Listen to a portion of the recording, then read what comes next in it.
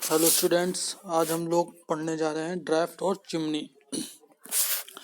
ये टॉपिक जो है थर्ड यूनिट का लास्ट टॉपिक है। इस टॉपिक के बाद थर्ड यूनिट कंप्लीट हो जाएगी। तो देखते हैं इसमें हम लोग क्या पढ़ने जा रहे हैं। ड्राफ्ट, तो इसमें हम लोग पढ़ने जा रहे हैं क्या होता है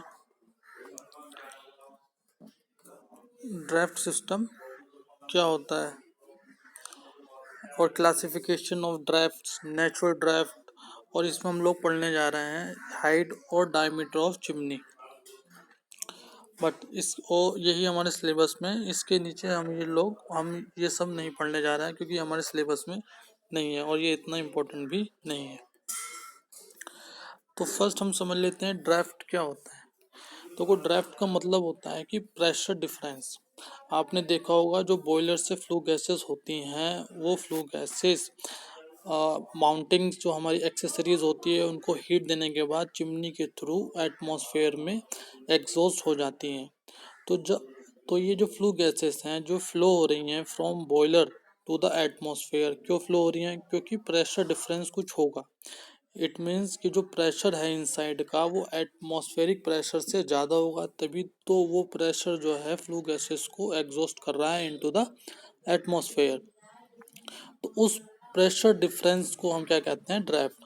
तो ये ड्राफ्ट की वजह से ही जो स्मोक्स होता है वो चिमनी के थ्रू है वो एटमॉस्फेयर में चला जाता है। देखते हैं क्या है ये प्रेशर डिफरेंस है, किसके बीच में है? At any point in A gas flow passage और एटमॉस्फेरिक एयर, जो आपकी फ्लू गैसेस हैं और जो बाहर एटमॉस्फेरिक एयर है, उन दोनों के बीच में जो प्रेशर डिफरेंस है उसको हम ड्राफ्ट कहते हैं। तो ये इसका फंक्शन क्या है, हम इसकी मदद से इसका क्या काम करता है ड्राफ्ट, मैं ऑलरेडी बता चुका हूँ। To supply required quantity of air to boiler furnace for combustion fuel. क्योंकि हम जानते हैं जो बॉयलर में हमारा कंबशन चैम्बर होता है उसमें कंबशन होता है और कंबशन में हमें क्या चाहिए? एयर। तो हमें एयर प्रोवाइड करने के लिए, एयर सप्लाई करने के लिए क्या प्रेशर डिफरेंस क्रिएट करना पड़ेगा ताकि बाहर से एयर कंबशन चैम्बर में जा सके।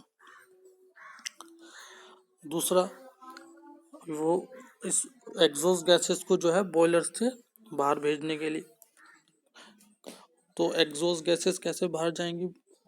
जब हम प्रेशर डिफरेंस क्रिएट करेंगे तभी तो स्मोक जो है बॉयलर से, फ्लू गैसेस जो हैं बॉयलर से एटमॉस्फेयर में जाएंगी थ्रू द चिमनी।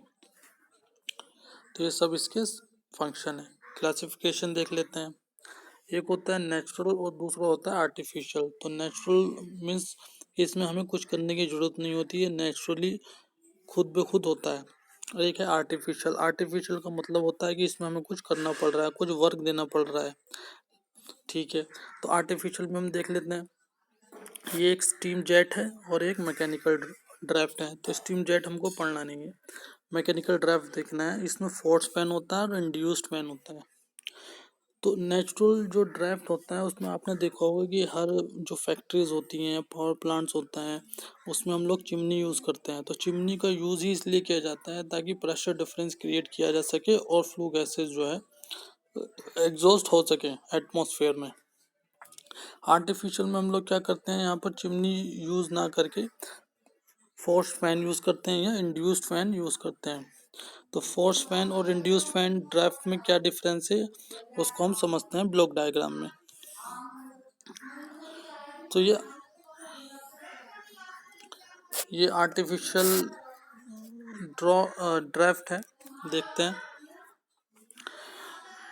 देखिए ये बॉयलर है, ये इकोनोमाइज़र है, ये एयर प्री हीटर है और ये चिमनी है।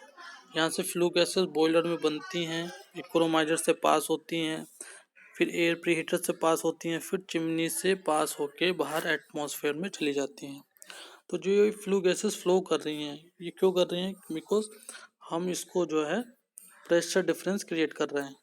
बाहर हम क्या करेंगे, एक फैन ब्लोअर लगा देंगे जो एयर को ब्लो करेगा और ये एयर फ्लू गैसेस को प्रेशराइज करेंगी ताकि फ्लू गैसेस आगे बढ़ें और आगे बढ़ने के बाद ये बाहर निकल जाए।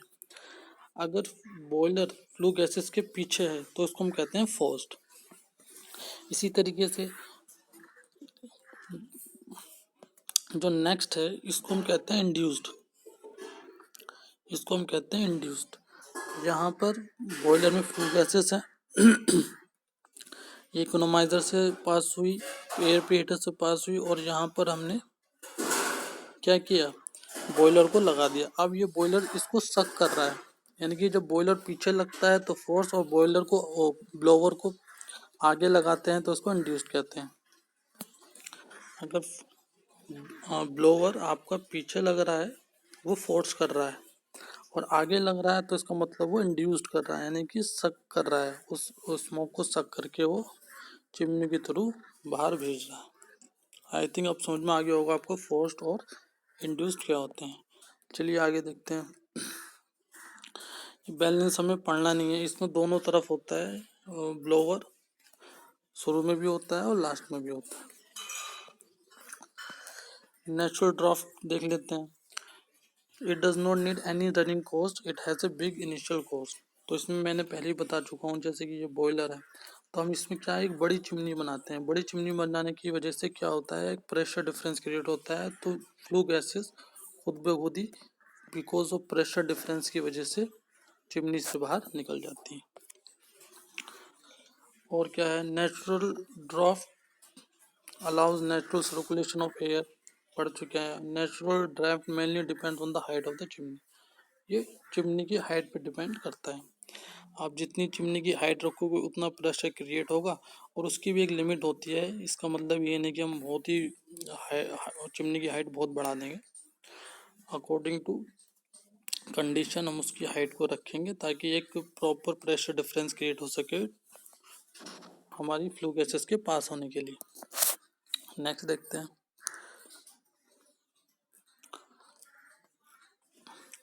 तो ये कुछ टर्म्स दी हुई हैं। Chimney in a boiler installation perform one और मोर ऑफ द, चिमनी के फंक्शंस दिए हैं, मैं ऑलरेडी बता चुका हूँ, आप लोग इन सबको पढ़ सकते हैं। अब इसका देखते हैं ये क्या है। Estimate the height and diameter of the chimney, हमें चिमनी की हाइट कितनी रखनी है और उसका डायमीटर कितना रखना है, ये इस चीज़ को हम यहाँ कैलकुलेट करेंगे। तो देखिए ये आपका बॉयलर है, ठीक है, यहाँ पे फायर है, यहाँ से फ्लू गैसेस आती हैं और चिमनी के थ्रू बाहर निकल जाती है। तो हम इस चिमनी की कितनी हाइट रखें, कितना इसका डायमीटर रखें, ये सब चीज़ें हम इसमें कैलकुलेट करने की कोशिश करेंगे। देखते हैं कैसे करते हैं। तो फर्स्ट हम देखते हैं प्रेशर, ठीक है। तो इस पॉइंट पे कितना प्रेशर होगा, अगर आप देखोगे तो अगर इस पॉइंट का मुझे प्रेशर बताना है तो एक एटमॉस्फेरिक प्रेशर होगा ही होगा, प्लस और क्या प्रेशर होगा, जो चिमनी में गैस है, फ्लू गैसेस है, चिमनी में जो फ्लू गैसेस है उनका भी एक प्रेशर होगा जो डाउनवर्ड एक्ट हो रहा होगा। वो कितना होगा, हम प्रेशर को जानते हैं रो जी एच, तो रो जी जी एच, ठीक है। रो जी का मतलब है density of gas, G means gravitational acceleration, H means height of the chimney. तो वही यहाँ किया है, ठीक है। इसी तरीके से P2 क्या होगा, जिस तरह से ये एक चिमनी है तो इसकी अपनी हाइट है, चिमनी के अंदर का प्रेशर वी हैव कैलकुलेटेड वो इतना है, लेकिन जो चिमनी के बाहर जो कोल्ड एयर है उसका भी अपना एक प्रेशर होगा, ठीक है। चिमनी के बाहर जो एयर है, चिमनी के अंदर तो हम प्रेशर कैलकुलेट कर चुके हैं, लेकिन चिमनी के जो बाहर प्रेशर है, वो जो एयर है वो भी एक प्रेशर लगाई, उसको कैलकुलेट कर लेते हैं। तो देखते हैं इस पॉइंट पर जो चिमनी के बाहर है कितना प्रेशर होगा, एटमॉस्फेरिक तो होगा ही होगा, और उतनी हाइट का एक एयर प्रेशर डाउनवर्ड लगाएगी, तो क्या हो जाएगा, रो ए जी एच। रो ए क्या है यहाँ पर, density of air. I think ये दोनों चीज़ें आपको समझ में आ गई होंगी, P1 और P2। नेक्स्ट देखते हैं, इन दोनों का हम डिफरेंस देख लेते हैं। P2 माइनस P1 करेंगे तो आपको ये मिलेगा रो ए माइनस रो जी जी एच। तो because of this pressure difference हमारी फ्लू गैसेस चिमनी से पास होंगी। अब देख लेते हैं इसको। अगर आप एयर का मास ma ले रहे हैं तो जो फ्लू गैसेस होगा उसका मास कितना होगा, हमेशा एयर से ज़्यादा ही होगा, यानी कि 1 ज़्यादा होगा। ठीक है, मान लो आपकी एयर जो है 100% है, आप उसको बर्न करने जा रहे हो विद किसी गैस के साथ। ठीक है, तो वो क्या होगा, एक से ज़्यादा, यानी कि 100% से ज़्यादा ही होगा, क्योंकि ऑलरेडी ma तो है और हम इसमें और गैसेस इन्वॉल्व करने जा रहे हैं, तो उसकी वैल्यू से वो एक ज़्यादा होगा, 100% ज़्यादा होगा, मतलब 1 ज़्यादा होगा। Mass of the air supplied पर kg of fuel ma, mass of the chimney gases ma+1, यानी कि जो mass of the air supplied है, मास ऑफ द गैसेस हमेशा एक ज़्यादा होगा। ये बात आपको याद रखनी है, क्योंकि हम कोई चीज़ की क्वांटिटी 1 kg ले रहे हैं और हम इसमें कुछ ऐड कर रहे हैं, तो ये इससे ज़्यादा, इसकी जो वैल्यू होगी वो हमेशा ज़्यादा होगी इससे, क्योंकि हम इसमें ऐड कर रहे हैं। ठीक है, तो देखते हैं एब्सोल्यूट टेम्परेचर T है और TG क्या होती है, absolute temperature of flow gases. इसको देखते हैं, mass of the hot gases और मास ऑफ द एयर, तो मैं बता चुका हूँ mg/ma।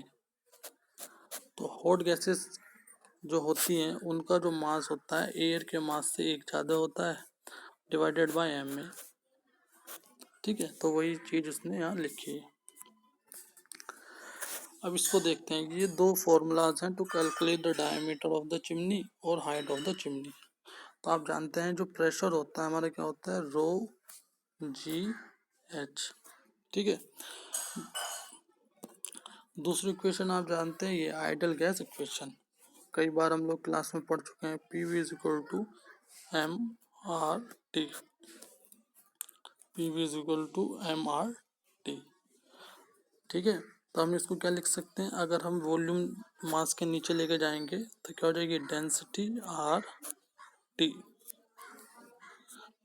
तो हम इसको ये भी लिख सकते हैं। तो इन दो फॉर्मूलों को हमें मैनिपुलेट करके हाइट ऑफ द चिमनी निकालनी है। ये दोनों फॉर्मूले बहुत ईजी हैं, बेसिक फॉर्मूले हम लोग जानते हैं। चलिए आगे देखते हैं। तो वही चीज़ उसने की है, डेंसिटी यहाँ कैलकुलेट की है जो हम ऑलरेडी निकाल चुके हैं। ठीक है, इस पर इतना हम फोकस नहीं करना है। नीचे आते हैं, ये जस्ट कंबशन दिया है कि किस तरह से कंबशन हो रहा है चिमनी में, कार्बन ऑक्सीजन कार्बन डाइऑक्साइड बन रही है, तो वॉल्यूम है, वॉल्यूम ऑफ फ्लो गैसेस के बराबर है। तो ये क्या है, रो नॉट का मतलब है जो डेंसिटी है गैसेस की एट 0 डिग्री टेम्परेचर पे, इसलिए इसको रो नॉट कहा है। तो हम जानते हैं ये होती है, हम कैलकुलेट कर चुके हैं अभी पीछे। आगे बढ़ते हैं, तो रो ए के लिए टी नोट हो जाएगा, रो नोट के लिए टी नोट हो जाएगा, रो ए के लिए टी ए हो जाएगा, रो जी के लिए टी जी हो जाएगा। ठीक है, रो ए का मतलब density of air, density of gas, तो हम इस तरह निकाल सकते हैं। हम देखेंगे कि इसमें जो है पी कांस्टेंट है, तो हम इनको जब इक्वेट करेंगे, जैसे कि rho not is equal to P upon R T not. ठीक है, दूसरा हमारा है P A, rho not upon P upon R T not. ठीक है, दूसरा हमारा है rho A P upon R T A. तो ये इधर चला जाएगा, इसमें भी ये इधर चला जाएगा, पी पी इक्वेट करेंगे तो आर से आर कट जाएगा, तो बचेगा क्या, बचेगा ये rho not T not, rho A T A, rho G T G. चलिए आगे देखते हैं। अब बात करते हैं हाइट की। तो ये हाइट हमें कैलकुलेट करनी है, हाइट ऑफ द चिमनी। कैसे करेंगे, प्रेशर डिफरेंस हम जान चुके हैं, पी ए मीन्स जो एयर का प्रेशर है आउटसाइड, माइनस पी जी जो फ्लू गैसेस का प्रेशर, इन दोनों का डिफरेंस जो होता है उसी की वजह से तो फ्लू गैसेस फ्लो करती है। ठीक है, तो इन दोनों को हमें कैलकुलेट इसमें करना है, देखते हैं कैसे करते हैं। तो पी ए हम निकाल लेंगे। पी ए कैसे निकालोगे? पी ए मतलब प्रेशर ऑफ एयर, क्या हो जाएगा? रो ए जी एच। और रो ए की जगह आप क्या लिख सकते हो? इन द टर्म्स ऑफ नॉट, ऊपर से देखो, रो ए की जगह आप क्या लिख सकते हो? रो नॉट टी नॉट अपॉन, ये इसके नीचे चला जाएगा तो ये हो जाएगा टी ए। तो इस टर्म्स को हम उठा के नीचे रख देते हैं। तो ये हमारा प्रेशर क्या हो जाएगा? P A rho A, sorry, rho A G G H. तो यहाँ रो ए की वैल्यू हम रखेंगे तो हमको ये मिल जाएगा। तो पी ए कैलकुलेट हो गया हमारा। अब बात करेंगे पी जी की। तो पी जी कैलकुलेट करने के लिए हमें डेंसिटी चाहिए, क्योंकि हम जानते हैं जो फॉर्मूला होता है प्रेशर का क्या होता है? पी जी मतलब density of gas ji H. तो हमें density of gas now calculate करनी है। कैसे करेंगे देखते हैं। तो डेंसिटी क्या होती है? Mass upon volume. तो मास ऑफ द गैस और वॉल्यूम ऑफ द गैस, ठीक है। सो मास ऑफ द गैस जो होगा वो क्या होगा? वो एयर के मास से एक ज़्यादा होगा, ठीक है। और वॉल्यूम की जगह हम क्या लिख सकते हैं? वॉल्यूम की जगह हम क्या लिख सकते हैं? मास ऑफ द गैस और मास ऑफ द डेंसिटी। तो इस वैल्यू को आप यहाँ पुट करोगे तो आपको क्या मिल जाएगा? तो आपको मिल जाएगा ये टर्म। बोलिए, यहाँ तक ये मिल जाएगा। अब हम रो जी की वैल्यू कैलकुलेट कर लेंगे in the terms of rho not. क्या होगी? हम जानते हैं rho not T not is equal to rho G और टी जी, ठीक है, टी जी। तो यहाँ से रो जी की वैल्यू कितनी हो जाएगी? Rho not T not upon T G. तो इस वैल्यू को आप यहाँ पर रख दें। तो ये रखने के बाद क्या मिलेगी? हमें ये वैल्यू मिल जाएगी। इतनी बात समझ में आ गई? तो हमें रो जी की वैल्यू पता चल गई। रो जी की वैल्यू पता चल गई तो प्रेशर की वैल्यू कैलकुलेट करना बहुत ईजी है, क्योंकि रो जी ये हो गया और जी एच तो हमें पता है कि वो होता है। तो रो जी की वैल्यू ये हो गई। तो रो जी की वैल्यू हो गई, कौन सी हो गई? ये हो गई। और जी एच प्रेशर, तो ये हमने पीच भी कैलकुलेट कर लिया। अब क्या करना है देखते हैं। इन दोनों का जो प्रेशर डिफरेंस है वो कैलकुलेट करना है। तो रो ए की वैल्यू है, रो जी की, सॉरी, पी ए की वैल्यू और पी जी की वैल्यू यहाँ पुट करोगे तो आपको ये वैल्यू मिल जाएगी। ये प्रेशर डिफरेंस है थ्रू द चिमनी, ठीक है। तो ये आपको कैलकुलेट करना है। ये इन द टर्म्स ऑफ हाइट उन्होंने कैलकुलेट किया है, तो इसको भी आप याद रखेंगे इन द टर्म्स ऑफ हाइट, क्योंकि हम जानते हैं कि प्रेशर और हाइट में रिलेशनशिप होता है, वही इसने कैलकुलेट किया है। तो ये भी आपको याद रखना है। नेक्स्ट देखते हैं वेलोसिटी क्या होती है। वेलोसिटी हम जानते हैं v is equal to under root 2 g h, ये होती है, ठीक है। h और h डेक्स का मतलब है लॉस। जो फ्लो गैसेस अगर चिमनी में फ्लो करेंगी तो बिकॉज ऑफ फ्रिक्शन यहाँ लॉस होगा, तो उस लॉस की वजह से वेलोसिटी में भी क्या आएगा? लॉस आएगा। तो वही चीज़ उन्होंने यहाँ कैलकुलेट की है, ये लॉस है, ठीक है। ये कांस्टेंट की वैल्यू ले ली उन्होंने, h को बाहर ले लिया, तो ये कांस्टेंट है पूरा, तो उसको थोड़ा याद रखेंगे। नेक्स्ट देखते हैं मास। मास क्या होता है? मास फ्लो रेट क्या होता है? रो ए वी, ठीक है। तो अगर मास फ्लो रेट हमें गैस का निकालना है तो गैस की डेंसिटी, एरिया क्या होता है चिमनी का? π/4d²। और ये वी यहाँ पर डोनेट किया है सी से, तो हम यहाँ सी रख लेंगे। तो ये हमारा मास फ्लो रेट हो गया। यहाँ से हम क्या कैलकुलेट कर लेंगे? डी। तो यहाँ से हम क्या कैलकुलेट कर लेंगे? डी। तो ये हमारा डायमीटर ऑफ द चिमनी हो जाएगा। तो ये डायमीटर ऑफ द चिमनी हो जाएगी। और बस इतना ही आपको इम्पोर्टेंट याद रखना है इसमें, और इसमें कुछ ज़्यादा पढ़ने की हमें ज़रूरत नहीं है। एफिशिएंसी ऑफ द चिमनी अगर आप पढ़ना चाहते हैं तो पढ़ लें, लेकिन इतना इम्पोर्टेंट नहीं है।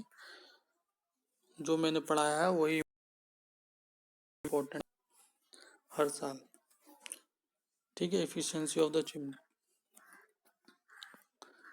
कुछ नहीं, कितनी एनर्जी उसने ली कितनी दी वो सबका रेशो इतना इम्पोर्टेंट नहीं है, और सब इसमें न्यूमेरिकल्स वैल्यूज हैं तो आप इसको पढ़ लेंगे। ठीक है, I hope this video will help you to make and to have a good understanding about unit third about the chimney और ड्राफ्ट। इसी के साथ हमारी यूनिट थर्ड कंप्लीट हो चुकी है। नेक्स्ट वीडियो में मैं फ्यूल और कंबशन पढ़ाऊंगा जो यूनिट सेकंड में रह गया था। उसको करने के बाद आई थिंक हमारा जो है सिलेबस कंप्लीट हो जाएगा। उसमें एक दो इम्पोर्टेंट टॉपिक्स हैं यूनिट फर्स्ट में, तो वो हम लोग करेंगे। और इसके बाद में अराउंड 30 क्वेश्चंस आपको इम्पोर्टेंट 30 क्वेश्चंस का एक क्वेश्चन बैंक बनाऊंगा, वो दूंगा जिसको आपको अच्छे से पढ़ना है। Thank you.